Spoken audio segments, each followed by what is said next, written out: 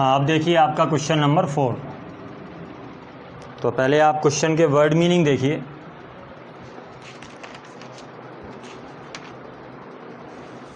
और क्वेश्चन है आपका कि what is the contribution of satellite communication. What is the contribution. Contribution का मतलब होता है योगदान। कोई भी वर्ड मीनिंग अगर आपने लिखना है तो मैं कई बार बताया है कि आप इसी के ऊपर लिखिए,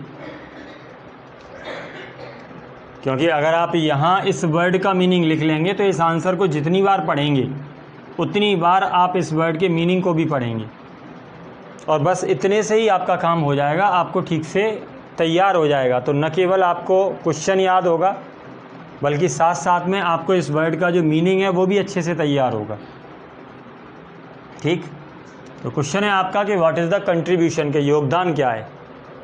अब काय का योगदान पूछा है, ऑफ सैटेलाइट कम्युनिकेशन। ये वर्ड है आपका मेन, उपग्रह संचार। तो यहाँ आपको सैटेलाइट कम्युनिकेशन का योगदान बताना है काय में, इन इंक्रीजिंग, फैलाने में, अवेयरनेस, जागरूकता। तो जो जागरूकता फैली है, जागरूकता का मतलब यहाँ पहले ठीक से समझिए कि पहले जो बातें हम नहीं जानते थे, जो साइंटिफिक रीज़न होते थे वो हमें नहीं पता थे, तो वो सारी की सारी चीज़ें आज हर व्यक्ति को पता है, ज़्यादातर व्यक्तियों को पता है। तो इस प्रकार की जो जागरूकता फैली, चाहे वो जागरूकता किसी बीमारी को लेकर के थी, चाहे वो जागरूकता किसी सफाई को लेकर के थी, या देश को विकसित बनाने को लेकर के थी, किसी भी मामले की जो जागरूकता थी, तो पहले जो बातें नहीं पहुंच पाती थी हर व्यक्ति तक, आज वो बातें हर व्यक्ति तक पहुंची। तो इस जागरूकता को फैलाने में आपसे पूछा गया है कि what is the contribution of satellite communication, कि इसको फैलाने में सैटेलाइट कम्युनिकेशन का योगदान क्या है, यानी सैटेलाइट ने इसमें किस तरीके की भूमिका निभाई है। तो ये आपको अच्छे से समझना है, और इसे भी समझने के लिए एक बात दिमाग में आपको बिठानी है कि आपके पास ये जागरूकता आई कैसे। मेरे ख्याल से ज़्यादातर लोगों का आंसर होना चाहिए कि ये टेलीविज़न के माध्यम से आई, ये टीवी के माध्यम से अब तक आई। कोई भी चीज़ बाहर जो हो रही है आज बड़ी जल्दी हमारे पास आ जाती है, और किसके लिए, मतलब किसके द्वारा आती है, तो वो आती है आपके पास टेलीविज़न के द्वारा। तो जो सैटेलाइट कम्युनिकेशन का यहाँ योगदान है, तो सैटेलाइट कम्युनिकेशन का तो योगदान टीवी के लिए था, टेलीविज़न के लिए था, कि इसने क्या किया कि जो टेलीविज़न का जो विस्तार था वो किया सैटेलाइट कम्युनिकेशन से। पहले आप लोग देखते होंगे कि दूरदर्शन बहुत एंटीना बड़ा लगाना पड़ता और बड़ी मुश्किल से दूरदर्शन आ पाता था, लेकिन जिस तरीके से सैटेलाइट कम्युनिकेशन हुआ तो उसके बाद आज बड़ी आसानी से कहीं भी आग पे जो जितने भी सारे चैनल चल रहे हैं वो आप बड़ी आसानी से अपने घर पर देख पाते हैं।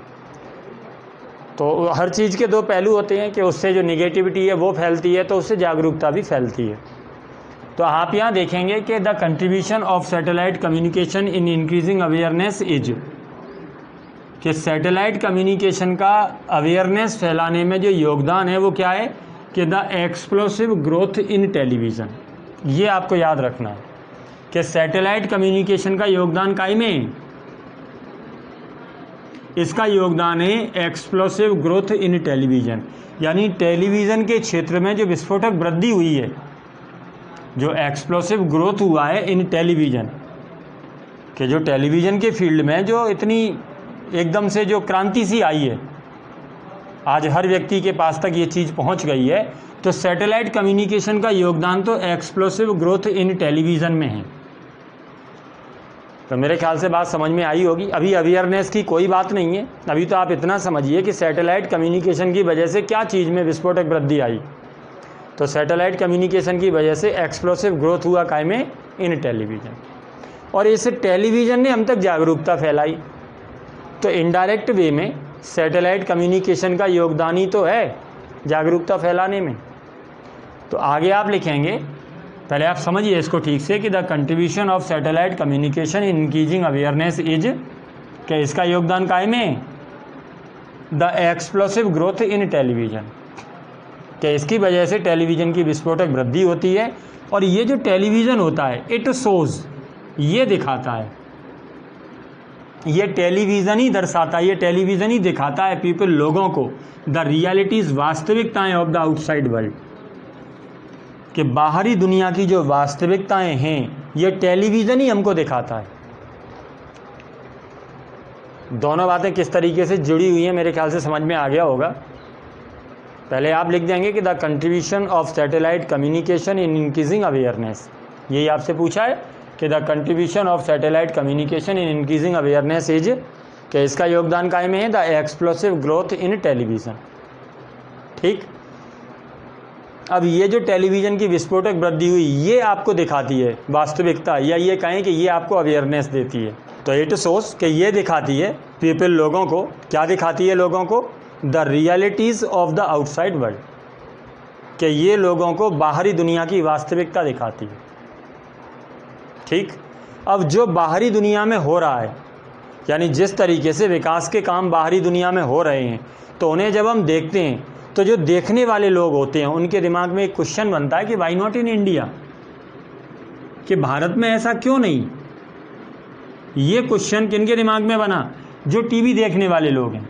आंसर को ठीक से समझिए, क्योंकि डायरेक्ट अगर अपन इसे पढ़ लेते हैं तो हमारी समझ में नहीं आता कि ये कैसे आ गया। तो ये वाई नॉट इन इंडिया ये किसके लिए है, कि जो देखने वाले लोग वास्तविकता देख रहे हैं तो उनके दिमाग में फिर ये क्वेश्चन बनता है, अपने आप से हर किसी के दिमाग में बनता है कि यार ऐसा जब वहाँ हो जाता है तो हमारे यहाँ क्यों नहीं। तो जो व्यूअर्स हैं, जो टेलीविज़न को देखने वाले लोग हैं, उनके दिमाग में ये क्वेश्चन उठा कि वाई नॉट इन इंडिया। और जब हमारे दिमाग में ये क्वेश्चन उठता है तो इसका मतलब हम भी उस काम को करने के लिए तैयार होते हैं। तो ये लिखना है आपको यहाँ कि why not in India is a natural question, कि ये वाला जो क्वेश्चन है इज अ नेचुरल क्वेश्चन, ये एक स्वाभाविक प्रश्न है, विच एरोज, जो उठता है, इन द माइंड्स, दिमाग में, ऑफ व्यूअर्स, देखने वालों के, जो टीवी देखने वाले लोग हैं उनके दिमाग में इस प्रकार का क्वेश्चन अपने आप उठता है। और जब ये इस प्रकार का क्वेश्चन उठता है तो यही जागरूकता है, इसी को आप जागरूकता कहते हैं, कि उसने उसको भी जागरूक किया, उसने उसको भी जागरूक किया। तो मेरे ख्याल से जो टोटल आंसर है, पहले आप उसकी लिंक समझिए कि जो सैटेलाइट कम्युनिकेशन का योगदान है वो तो एक्सप्लोसिव ग्रोथ इन टेलीविज़न में, और जो टेलीविज़न है इट शोज, ये दिखाता है पीपल लोगों को the realities of outside world. और जो रियलिटीज़ हमें बाहरी दुनिया की दिखती है तो उस रियलिटी को देख करके हमारे दिमाग में क्वेश्चन उठा कि वाई नॉट इन इंडिया, कि इस प्रकार के काम भारत में क्यों नहीं। Why not in India is a natural question, कि ये स्वाभाविक प्रश्न होता है in the minds of viewers, जो देखने वाले लोग हैं उनके दिमाग में इस प्रकार का जो स्वाभाविक प्रश्न है वो खड़ा होता है। एक बार आंसर को कंप्लीट फिर से देखिए, क्वेश्चन को दिमाग में रखिए। क्वेश्चन है आपका कि what is the contribution of satellite communication in increasing awareness. अब आंसर को इस तरीके से सोचिए कि हम लिख पाएँ कि what is the contribution of satellite communication. आप क्या लिखेंगे कि the contribution of satellite communication in increasing awareness, कि सैटेलाइट कम्युनिकेशन का अवेयरनेस फैलाने में जो योगदान है वो ये है। अब वो योगदान काय में है, वो योगदान सैटेलाइट कम्युनिकेशन का योगदान काय में है, कि वो है is the explosive growth in television, कि वो योगदान टेलीविज़न की विस्फोटक वृद्धि में है। ठीक, अब टेलीविज़न ने क्या किया कि उस टेलीविज़न ने, यानी इट शोज, वह दिखाता है पीपल लोगों को, क्या दिखाता है, the realities of the outside world, कि वो लोगों को बाहरी दुनिया की वास्तविकता दिखाता है। जो बाहरी दुनिया की वास्तविकता हमने देखी तब हमारे दिमाग ने हमसे क्वेश्चन किया कि वाई नॉट इन इंडिया। जब वो लोग ऐसा कर रहे हैं, जैसे हमने स्विट्ज़रलैंड के लोगों का उदाहरण देखा, जैसे हमने सिंगापुर के लोगों का जब उदाहरण देखा, तो हमारे दिमाग में भी ये क्वेश्चन बना कि जब सिंगापुर एक अनटिडी सिटी था, एक गंदा शहर था, और वो इतना स्वच्छतम शहर हो गया, तो why not in India, India में ऐसा क्यों नहीं। तब हमारे दिमाग में ये क्वेश्चन बनता है कि वाई नॉट इन इंडिया। अब ये जो क्वेश्चन है इज अ नेचुरल क्वेश्चन, कि ये एक स्वाभाविक प्रश्न है विच अरोज, जो खड़ा होता है in the minds of viewers, जो हमारे व्यूअर्स हैं, जो टेलीविज़न के व्यूअर्स हैं, उनके दिमाग में इस प्रकार का प्रश्न खड़ा होता है। क्लियर? चलिए इसके बाद देखिए आपका क्वेश्चन नंबर 5, बहुत इजी आंसर है ये। तो इसमें ज़्यादा कुछ नहीं है, केवल वर्ड मीनिंग ठीक से समझ लें कि what are the impediments. Impediments का मतलब होता है बाधाएं। काय की बाधाएं पूछी हैं? In India's development.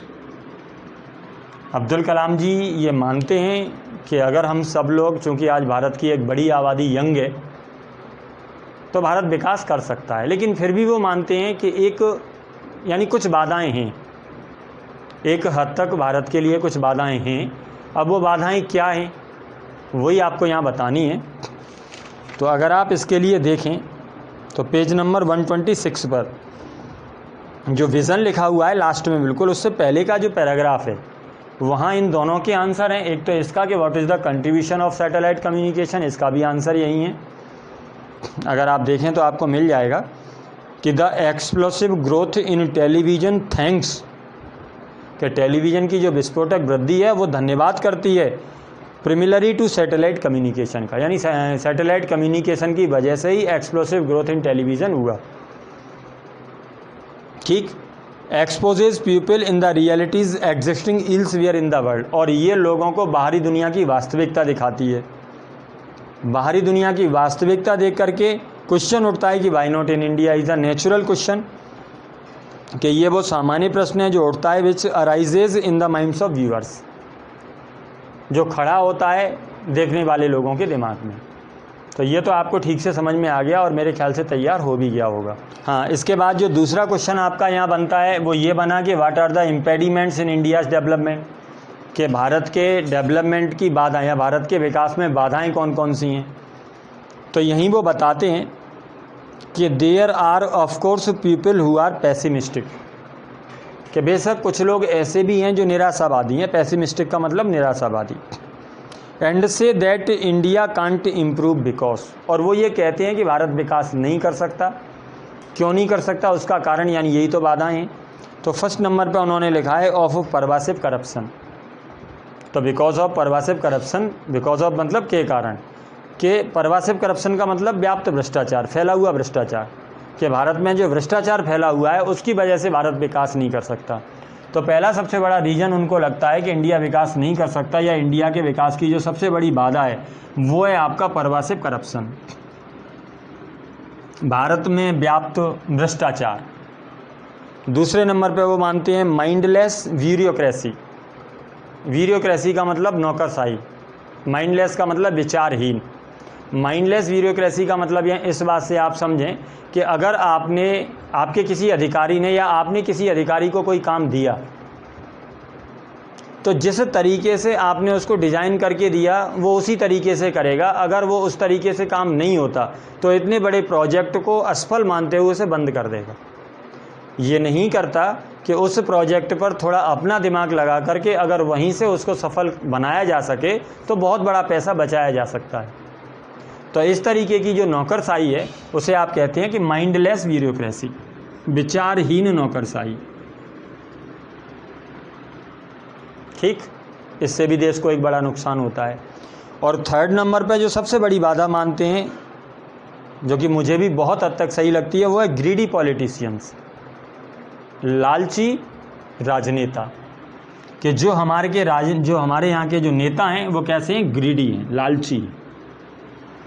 तो ये तीन इंडिया के डेवलपमेंट में बड़ी बाधाएं हैं, लेकिन फिर भी वो मानते हैं कि ये बाधाएं होने के बाद भी अगर भारत के लोग मिलकर के प्रयास करें तो भारत को एक विकसित राष्ट्र बनाया जा सकता है। आप इन तीनों बाधाओं को अलग से याद कर लें। एक तो परवासिव करप्शन, जो भ्रष्टाचार व्याप्त है वो। दूसरा माइंडलेस, यानी माइंड की कमी, माइंडलेस ब्यूरोक्रेसी, विचारहीन नौकरशाही। और थर्ड नंबर पे आता है आपका क्या, ग्रीडी पॉलिटिशियंस। तीनों लिख करके आप लिख दें, are the impediments of India's development. Clear? तो दोनों ही आंसर बहुत इजी हैं, मेरे ख्याल से तो कोई कन्फ्यूज़न अब होना नहीं चाहिए। यहाँ तो केवल आपको तीन बातें लिखनी हैं कि कौन कौन सी बातों को वो विकास में बाधा मानते हैं। तो एक परवासिव करप्शन लिख देंगे, दूसरे नंबर पे माइंडलेस ब्यूरोक्रेसी लिख देंगे, और थर्ड नंबर पे आप विचारहीन नौकरशाही को लिख देंगे। सॉरी, माइंडलेस ब्यूरोक्रेसी के बाद थर्ड नंबर पे आप ग्रीडी पॉलिटिशियंस को लिख देंगे।